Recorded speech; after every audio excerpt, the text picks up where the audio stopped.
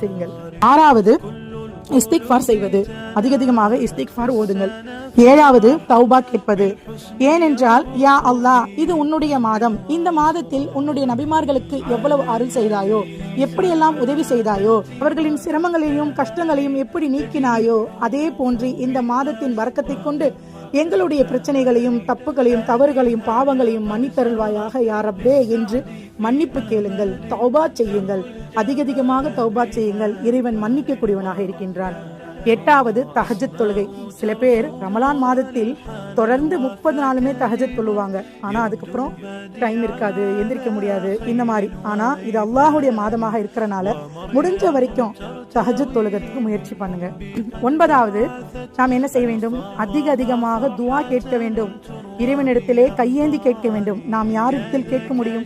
இந்த உலகத்தில் இருப்பவர்கள் யாரிடத்தில் கேட்க முடியும்? யாராவது பதில் சொல்ல முடியுமா?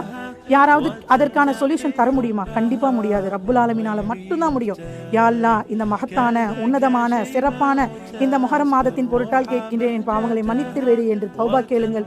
என்னுடைய தேவைகளை நிறைவேற்றி என்று இறைவனிடத்திலே அழுது துவா கேளுங்கள். நிச்சயமாக துவாக்களை ஏற்கக்கூடியவன் ரப்புல் ஆலமீன். ஏந்திய கைகளை வெறும் கைகளாக ஆக்க மாட்டான். 10வது சுன்னத்தான நோன்பு வைப்பது. 9, 10 அதாவது ஆஷிராவுடைய இந்த சிறப்பான நோன்பை வைப்பது.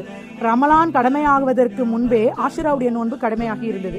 ரமலானுக்கு பிறகு இது சுன்னத்தாக ஆக்கப்பட்டது. அதனால குடும்பத்தோட குழந்தை குட்டி எப்படி ரமலான் மாசம் நம்ம நோன்பு வைப்போமோ அந்த மாதிரி கணவன் மனைவி பிள்ளைகள் எல்லோரும் சேர்ந்து இந்த 9, 10 நோன்பை கண்டிப்பாக வைக்க முயற்சி செய்யுங்கள். இது பிடிச்சிருந்தா லைக் பண்ணுங்க, ஷேர் பண்ணுங்க, மறக்காம